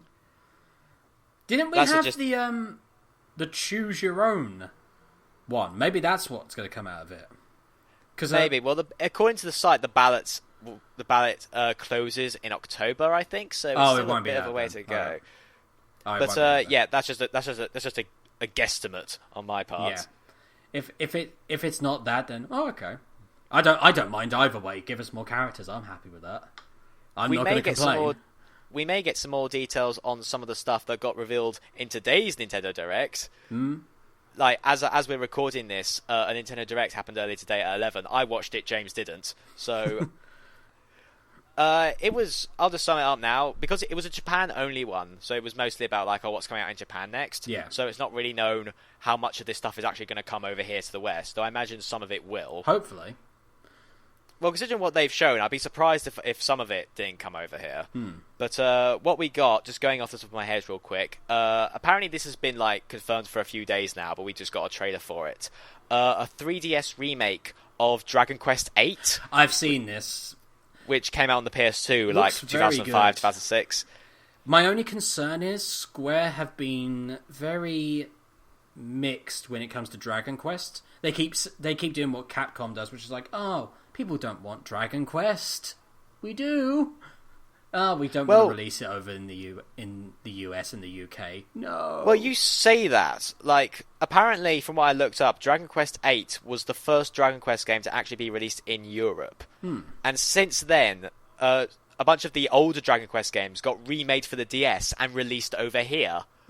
So I'd honestly be more surprised if Dragon Quest VIII didn't come to the West. Hopefully. I'm putting safe money that it will be coming over. Aside from that, we also got a few more Fire Emblem news. Yes! Oh, I need to watch this Nintendo Direct then. It's not much. It's just a nice little feature. Well, I think it sounds cool. I don't know how you feel about it, James. Judging from what I've looked up, which I'll admit isn't all that much, you'll be able to make your own towns. What? Oh god. Yes, you can build and customize your own towns. Ooh. Which you can then share with other people via Street Pass. So kind of like the parties you made in Fire Emblem. Not just that. When you go to visit another person's town via Street Pass, you can then battle their party. So they're doing some of the stuff they did in Fire Emblem Awakening, but upgrading it, which, yep, I'm happy with that. Okay, you heard it. James is the Fire Emblem guy, so I'm just going to assume that's good. That's good news. That's very good news. So they're basically taking something that they've already done before and they're upgrading it. Good. Okay, that's good news. Also, this isn't much of a surprise, but they've officially confirmed that the Marth, Ike, Robin, and Lucina amiibos will be compatible with the game. Apparently, what you can do is that you can summon the character, but they won't join your party. I think you have the option to fight them. All right. At least that's what I'm guessing, because again, it was in Japanese, so obviously I had no clue what anybody was saying. And just judging from what little footage I saw, it was like the main character fighting Marth, and Marth just one-shotting him. So what benefit you'll get from that, I don't know. What else? Oh yeah, this was a real surprise. I don't think anybody expected this. There's a new Chibi Robo game coming out for the 3DS in Japan. Have you ever heard of Chibi Robo, James? I haven't. Also, very quick, I just want to clarify, I got that wrong. I think it was Dragon Quest X that Oh yeah, Square was a little bit the MMO. The MMO one. So yes. Yep, I was very wrong in that regard. My apologies. But yeah, Chibi Robo was originally a game released for the GameCube. I think 2005. I want to say, and it was very popular because it was very much one of those obscure gem kind of games where you played as like a tiny robot who lived in a house, and you had to go around the house, you know, solving problems and helping the family that lives there. And in doing so, you would like earn points, like, and the other thing was that Chibi Robo ran on a battery, so you had to like make sure you didn't run out of battery as you were traveling around. Like, you have to regularly stop by an electrical socket and put your plug in to recharge. Oh right. It was apparently it was very popular. Like, people who played it absolutely loved it, but it didn't sell all that well. So, and Chibi Robo got one more game after that, but it never got released in Europe. And it was I don't think that did all that well either. But now we've got a new Chibi Robo. It's going to be a side-scrolling platformer, so completely different to what the last two games were. That's kind of sad. Well, I think the reason they're going for a more action-y kind of game is so that there's a stronger chance of people playing it. Yeah. You say to the average consumer, "Oh, you play as a little robot who goes around a house helping people." It's like, oh, okay. And then you say you play as a tiny robot who uses his plug as a whip, like Simon Belmont from Castlevania. And suddenly, like, ooh, tell me more. So yeah, from the looks of it, it's like I said, side scroller. You can use Chibi Robo's plug as a whip to attack enemies, break blocks, to use as a grappling hook. You can collect these blue orbs that like increase the length of the cord, so you can swing it further and stuff like that. It looks pretty fun, and I hope for the Chibi Robo fans at least that it does get released over in the West. Hey, it's more Castlevania game than what Konami's been making for a while. Yep. Although not only that, but they've also said that they will be making a Chibi Robo amiibo to go with it. So more amiibos for you guys to get. Have fun killing each other for it. Oh god, you poor unfortunate souls. Yep. What else? Oh yes, and I don't know why I was really surprised that this got announced, and quite frankly, I'm not all that pumped about it, but they've confirmed another Mario and Sonic at the Olympic Games title. Oh, yay. Yeah. Oh god, is it the Russia one? Oh no, that was the Wii U one. That's been and gone. Oh. And that looks really, like, not rubbish, just very weak. I wonder why. It was the fact that it was Wii U only, so it wasn't on the Wii U and the 3DS. It had a lot of gamepad implementation that didn't really work, and there were less events in it than in any of the previous 3 games. Yep. So it was. I think it also didn't help about the loads of things about Russia at the time when it was released. I'll be honest. I don't think that had anything to do with it. Yeah. I just think. Oh, we need a new Olympics game for the Wii U, and we need it now. We'll just rush this out. But I guess you could say they were Russian it out. Oh. Anyway, puns. Yes. So the next Mario and Sonic game will be at the Olympics in Rio for 2016. Ooh, okay. And it'll be for Wii U and 3DS, and hopefully it will. If it's a lot better. The thing is that I don't hate the Olympics titles. I think the first Winter Olympics one and the London Olympics one were both really fun. It's just the fact that they're very much party games. Yeah. And I'll be honest, there are much better party games around, like Mario Party, for instance, or Mario Kart, or Mario Kart even. Yeah, it's not really the first game I would go to when I've got friends round. Yeah. And there's also the fact that, again, it's Mario and Sonic at the Olympics. You've got 2 of the biggest gaming icons of the 90s, and you're not doing anything with them except make them play football. That's not what people want. Yeah. It makes money, yes, but Jesus. Yeah, but you know what, Sega would probably want a lot more if they tried to do something more than an actual game with them. It was just the fact that, the first Olympics game was a novelty. It was like, holy shit, Mario and Sonic in a game for the first time. Yeah, it's not a platformer, but Jesus Christ, we've never seen this before.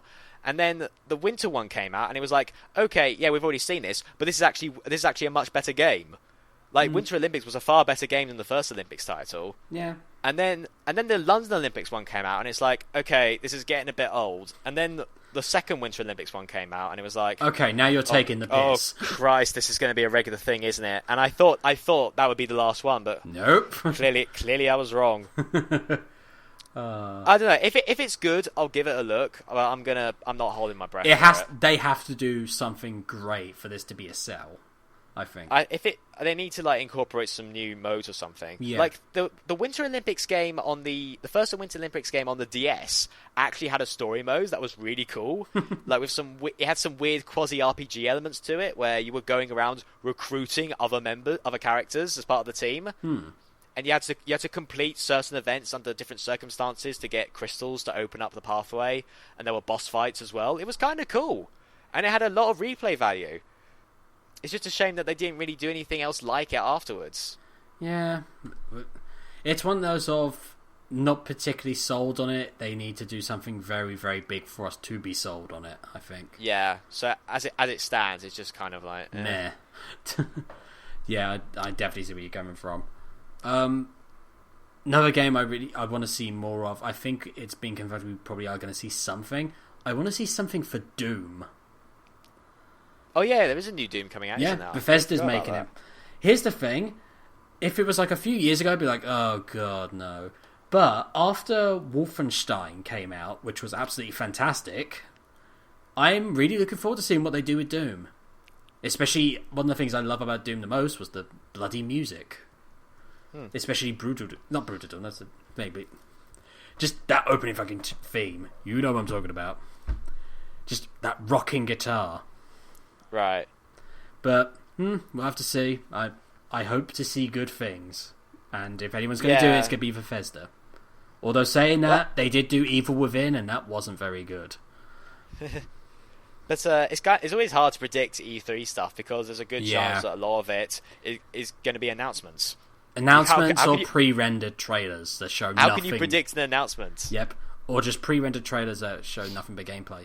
There is something else that might come out, and this is for Sony. It has been confirmed that the PS Vita is going to be classed as a legendary machine, which means essentially they're giving up on it. Yep. They're giving up on it, which means only third-party titles are going to be released on it, which is depressing because I still think the Vita is fantastic. The Vita, I'm surprised by how much I like my Vita. Yeah. It's just a shame that its initial advertising was so shit. Yeah, don't get me wrong, it's my RPG machine because I pretty much got nothing but RPGs on it, but yeah. It's my Persona 4 and Danganronpa machine. Yep. That's what it is. Essentially. But yeah. And my Hatsune Miku machine. That's what it's for. Yeah, that as well. So, do you think they might give hints of a new handheld, maybe? Thing is, though, Sony's never really done well in the handheld market. True, they keep trying. How many people owned a PSP? I imagine quite a few, but I reckon there were much more DS owners. Oh yeah, I think. And the Vita came out, and it didn't stand a fucking chance against the 3DS. No. Although saying, I feel like Sony shouldn't. I feel like Sony should just not bother because they're clearly not as invested in it as they should be if they want to give the handheld market a try. Yeah. It feels like they tried the handheld market because Nintendo was doing really well at it and they wanted some of that money. Yeah. It's just that they thought if we make a handheld, that will make us money. No, we need to make a good handheld and with good games. Mm-hmm. They did have quite a few good games, but not as many as the 3DS. To credit to the Vita, it has quite a few games for it that I wanted. The Persona 4 remake, both Danganronpa games, Gravity Rush. Also has better internet than the 3DS, because one of the biggest weaknesses for Nintendo, even though they have been getting better, their fucking internet's still not very good compared to the rest. Yeah.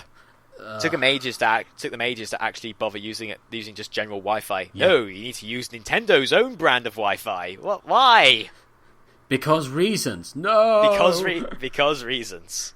And then because we're Nintendo. And just cuts to a picture of Reggie shrugging. I'm just the spokesperson. Yeah, I definitely see what you mean, but I think what could they do that would actually make their handheld sellable?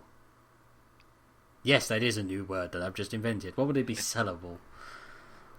I don't know. Major competition against. It would probably need to have some really good games and not just more RPG remakes. True.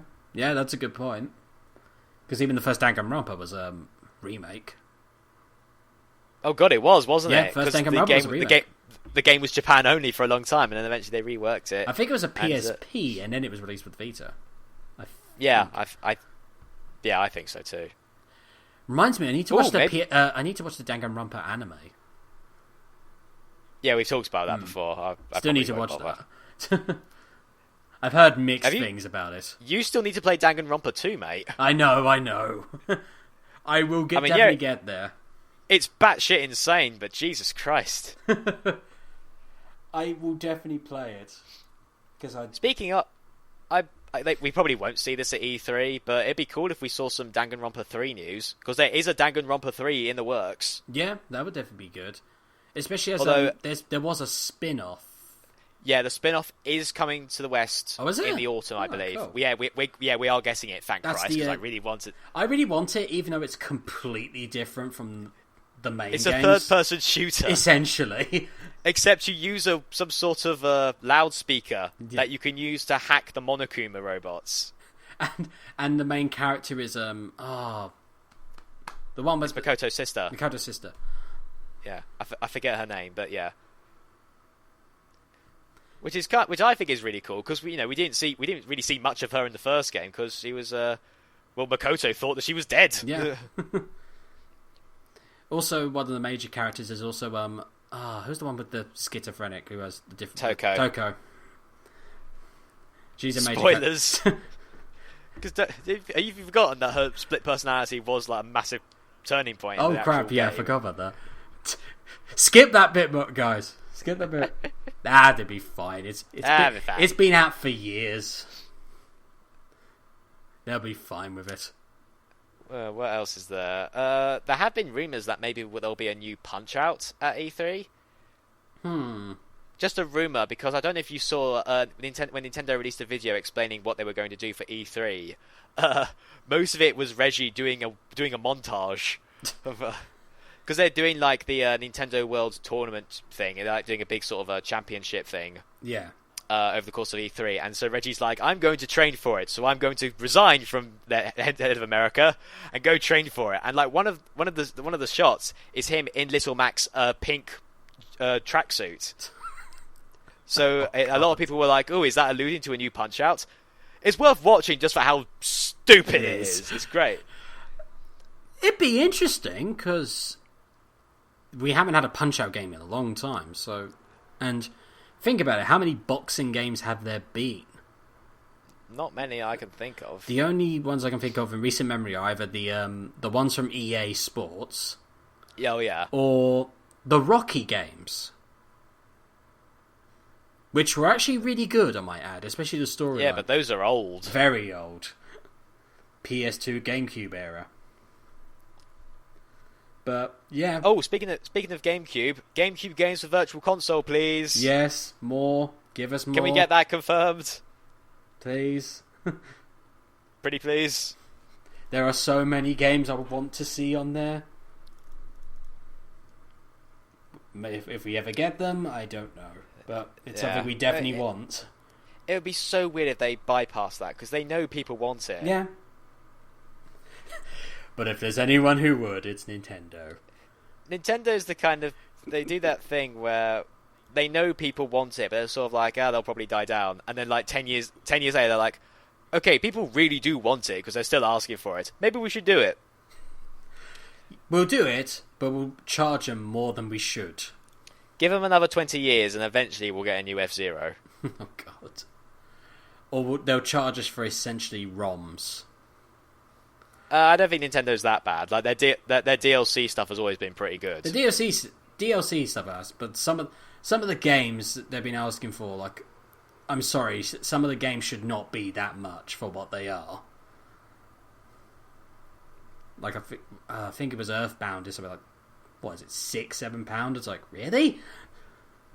Well, from what I've heard, Earthbound's like a pretty meaty RPG. Oh, it is. Don't get me wrong. I'm not questioning how great an RPG it is, but still, it's very fucking old. It shouldn't be that much, surely.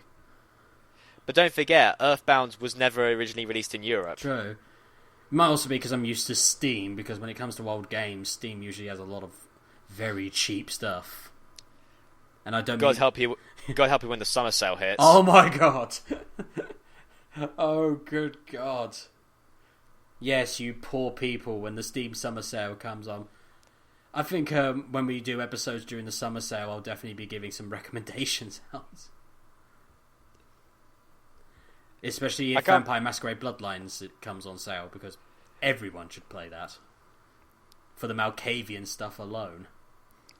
But James, you own Vampire the Masquerade. Yes, but it's really cheap. I can get it again. I can get it again and again and again. That is what happens. Like, there are games on there that you already own, but because they're so cheap, you're like, fuck it, I'll get it again. I'd just like to add, I only have the one version on Steam.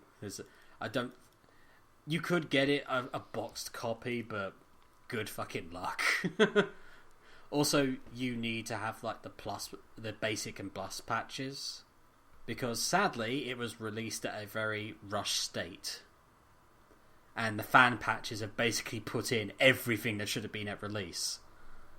Like, they've been patching it since 2004, and they're on patch 9.3, I think. Jesus. Yeah. That's how much people care about this game. And then the guys behind Eve tried to make an MMO with the Vampire Masquerade Bloodline stuff, and then they cancelled it, and now they're just sitting on the IP. Yeah. Because dicks. I hate it when companies do that. It's like, if you're not going to make a game, give it to someone else, because guarantee it, someone will make it. But no, they just want to own everything and not actually use it. Yeah, it doesn't make much sense. Hate that so much. Anyway, happy things. E3 stuff, happy things. Hopefully we'll get an E3 episode out after E3. We definitely will. That was our first one. Yeah, that was it. Oh, it's coming. We've come around a year. It's all gone full circle. Yeah. And hopefully it will be us, because I remember the first E3, the last E3 one we did. It was the first half of it was just like, and there was this, and there was this. And there was this, and then it got to the Nintendo. It was like, oh my god, so much stuff. So hopefully, I want that same reaction again this year. Yeah. I want to come away from E3 being like, it's a good day. Well, I think it was just going. There's this. Oh my god, Nintendo, and oh my god, fucking Ubisoft. I think that was the episode essentially. Oh yeah, it was all. Oh Christ, I'm not watching the conferences again this year because I won't have the time, or I'll be at work, or they'll be at, or in case of Sony, it'll be at 2 a.m. So I'm not watching the conferences again because I'm going to be honest. Like, I feel like Nintendo's doing the right thing here, just stopping the press conferences. Yeah.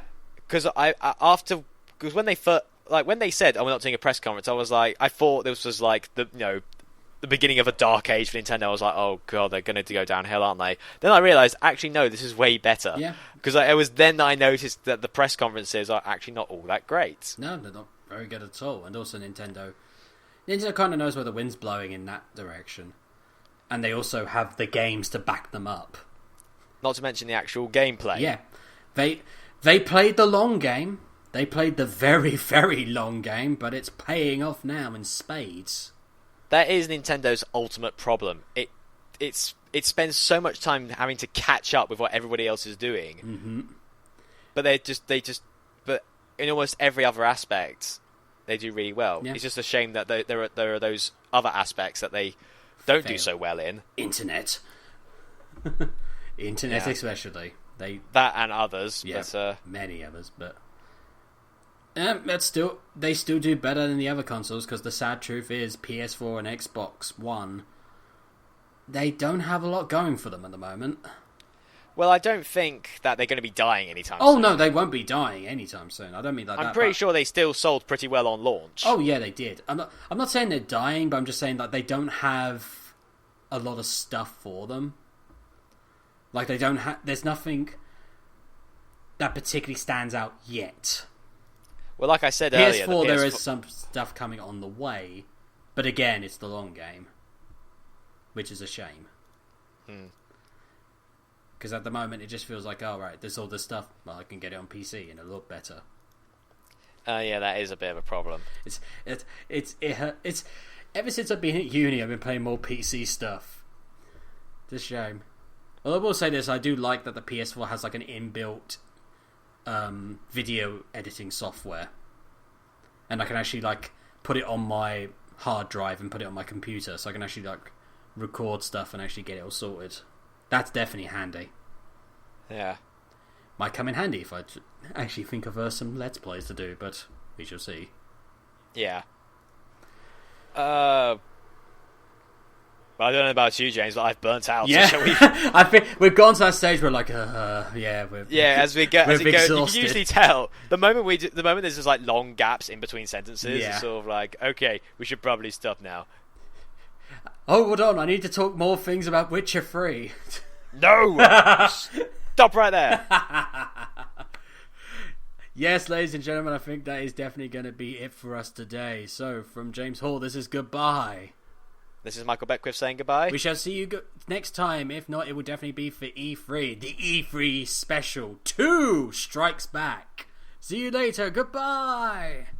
See you after E3, everybody.